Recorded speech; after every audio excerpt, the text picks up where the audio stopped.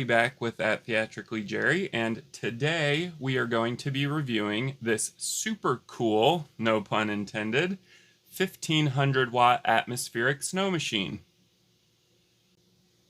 Included with purchase is the main unit, of course. You're also getting an IEC power cable. This is not a PowerCon.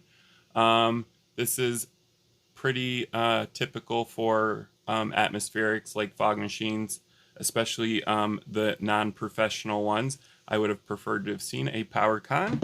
You're also getting a 3-pin DMX cable. Yes, this can be controlled via DMX, which is one of the great things that attracted me to this unit.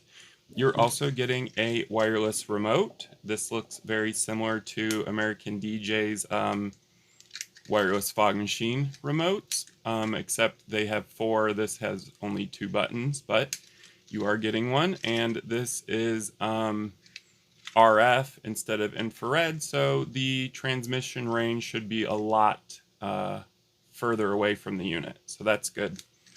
You're also getting 2 of these Torx screws, and you're probably wondering what these are for, and they actually go over here on the side of this unit, and we'll look at that later, and you torque it down so the handle doesn't move when it is mounted to a truss. You are also getting a user manual, if you want to call it that. It's literally a piece of paper that they've printed out. I do recommend keeping it, of course, because it does show you your DMX channel numbers, as well as how to navigate the user menu. So definitely keep this, but this looks very cheap. Anyways, let's go ahead and dive into this and see just how well it's built and how well it functions. Okay, so the first thing you're going to notice is this is a rather large machine. It measures in at 21.25 inches long by 12.2 inches tall. That's excluding this handle here. And it is 11.42 inches wide. So, not a small machine, and it's not trying to be. This is going to be a workhorse of a machine. It weighs a modest 15.76 pounds, and that's thanks to its cast iron body. So not super heavy, but also not super lightweight. Again, this thing is built for touring. This is not plastic. This is not going to break. This is very similar build quality to fog machines. So great build quality here. Let's take a look at the front of this unit. So the front features 12 RGB LEDs, and these are arranged in a circular pattern. Dead center here is the sock that's in charge of creating the snow. So snow machines work by forcing heavy airflow through this sock. The sock has micro openings in it that trap the soap or snow liquid. When the air is forced through the micro openings in the sock, it creates the snow, which are basically just micro bubbles. So this is very similar to a bubble machine. There's not actually real snow involved, obviously. So you can mount this machine one of 2 ways. It can be floor standing, and they have included the rubber feet down here. That's basically going to be off stage, so that's perfect. And you can also do a C-clamp. The handle is robust with large oversized thumb screws, as you can see here. They have also included a fisheye for attaching your safety cable, as well as a second handle for carrying the unit when you're traveling with it. So there are 2 different places to carry this, and there is also your option of just having it floor standing. So they have included, like I said, the rubber feet, and the rubber feet are going to help dampen vibration. As stated earlier in the review, you do get your Torx screws here, and what that is for is to finalize the position of the snow machine when you have mounted it with your C-clamp on this main yoke here or handle. So you're just going to tighten this down, and it's going to keep it from you know, tilting forwards or backwards, because you can't really rely just on this. So it's actually a safety feature, so I was glad to see that they've included that.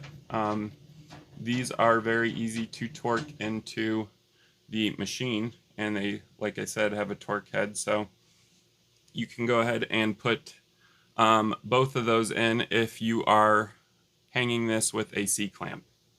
All right, let's go ahead and take a look at the fluid container here. So this machine has a massive 5.3 quart storage tank that's easily removable for quick replacement or filling of the snow liquid. Basically, you're just going to spin this lid around here, and it will come off. And it's going to have a feeder tube very similar to a fog machine. As you can see, there is a built-in metal filter. That's always good.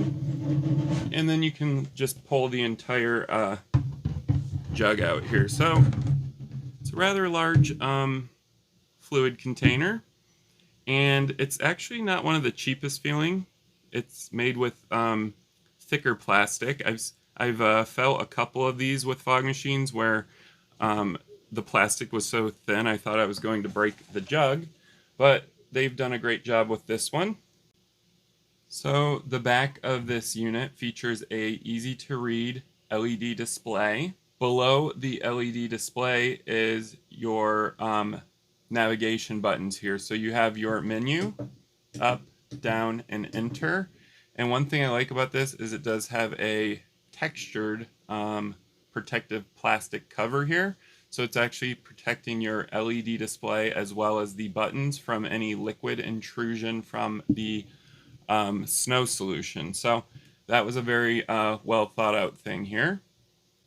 Below the LED display is your lighted on and off rocker switch. I mentioned lighted because I actually prefer a lighted rocker switch. It's easier for me in the dark to find where the power supply is. So they have included one here. It has a very nice sound to it. It's oversized, easy to access. Love that. Right below that is your IEC power cable input. I was bummed to see that they didn't include a PowerCon input instead, but I think they chose this route because there is a built-in replaceable fuse right here. It's a safety fuse that comes with IEC power connectors. And since we're dealing with liquid, safety's a main concern. So it's good to see that there is a built-in fuse here. To the right of that is your 3-pin DMX in and out. They're nicely labeled. Everything is very neat on this machine. They actually thought out the layout of the back of this machine very well. Everything's easy to access. It's not cramped. This is going to be a breeze to set up. So I love that they thought out their I/O ports on this as well as the LED display. All right, so let's go ahead and take a look at some of the built-in menus. I'm going to go ahead and flip the machine on. It might be loud, just warning you. All right, so I'm going to go ahead and hit the main menu button here. And this is your DMX address, so you can set it from anywhere from 512 to 1, of course. The next is P. This is for your pump. You can set it from 1 to 100.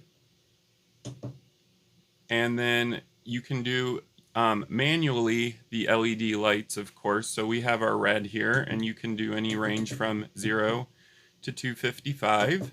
And you have your green, and you have your blue. So you can actually control the lights from the machine itself, or you can, of course, control them from DMX. Very simple layout here, which I love to see. There are some tips and tricks I'm going to tell you with this machine. One of them being if you press the up and down button here and you hold it, The snow and LEDs will light up with a color gradient. If you press just the down button, it will only spray snow. So that's if you're controlling it with the machine here. If you're using the remote, A is going to be able to spray the snow with lights, and if you hit B, it's going to spray just snow. So you do have those options with this machine. But like I said, a very simple layout. It has just the pump, and of course the DMX control here. So, all right, so let's go ahead and take a look at the built-in LEDs here that surround the front panel and just see how bright they are and see how well they dim. I'm not expecting much since they're really just a novelty on a snow machine, but let's just go ahead and check it out. So we have our red LEDs. They're not super bright. I'm going to guess they're maybe 3 watts. They don't actually specify the brightness, but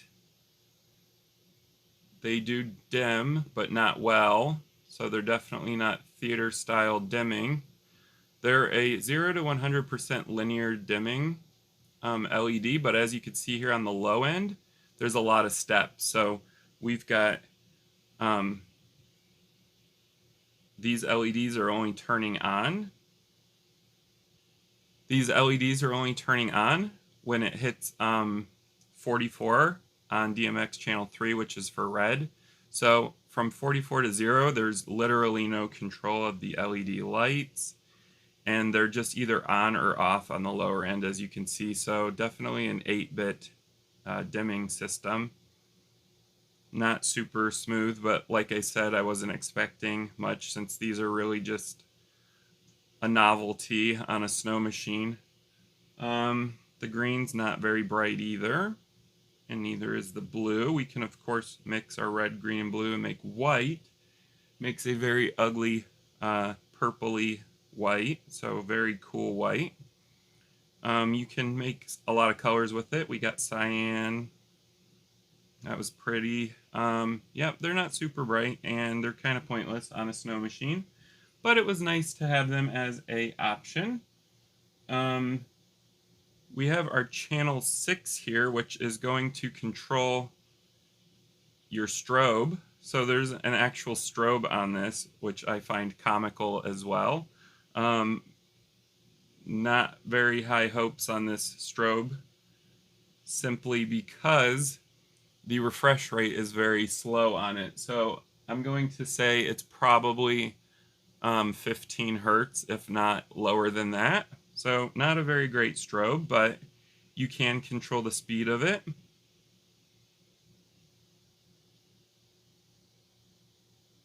So that's kind of cool, but also, again, pointless. And then we have a segment mode. And basically what this is the built-in macros. So it's going to cycle through all of the available colors here. I'm going to go ahead and drop my ISO so you can see the colors a little better. There we go.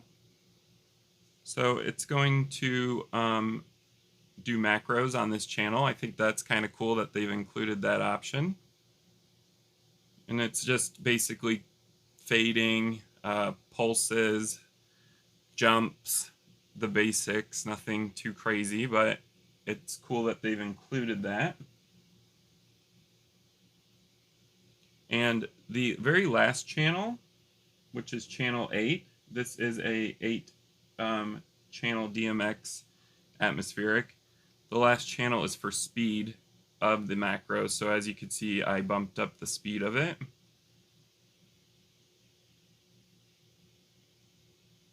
Got kind of like a rainbow strobe right there. That was cool.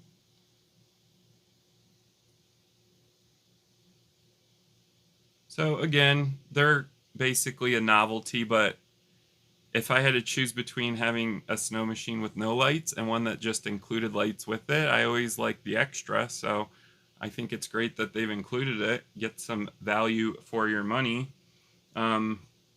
By the way, I will be posting a link to purchase one of these.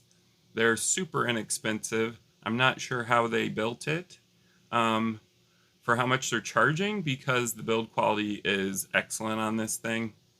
And it feels like a tank, so I'm not too worried about damaging the unit. We will, of course, need to test the internals to make sure this machine functions, and we'll be doing that very shortly in this video.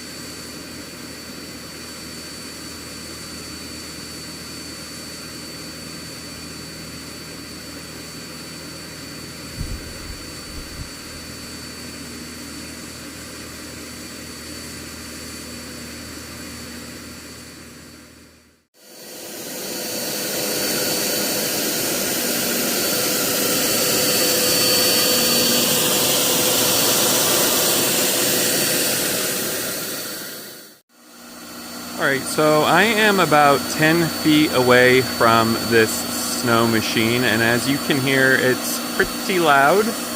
I'll get a little closer. We're now about 2 feet away from the machine.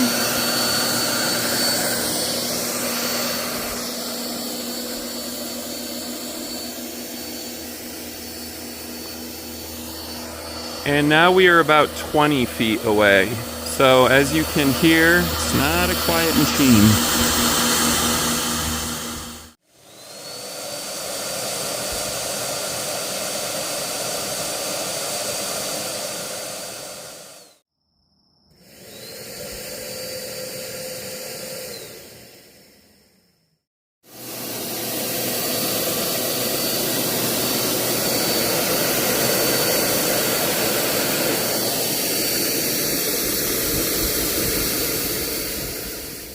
I do appreciate you guys for watching this video. If you haven't already, give it a thumbs up. If you have any questions or comments about this 1500 watt LED snow machine, go ahead and leave it down below. I do respond to them as quickly as I can. If you haven't already, please subscribe to my channel at Theatrically Jerry. I do a lot of reviews on these no-name brand units that are coming out of China. I like to do very in-depth reviews to give you guys ideas of the quality of the LEDs, the build quality, are they worth the money, are they junk, etc. A lot of these are actually pretty decent. So I've gotten a lot of decent units coming out of China. The control quality seems to be a lot better with certain brands, and of course you are going to get your duds.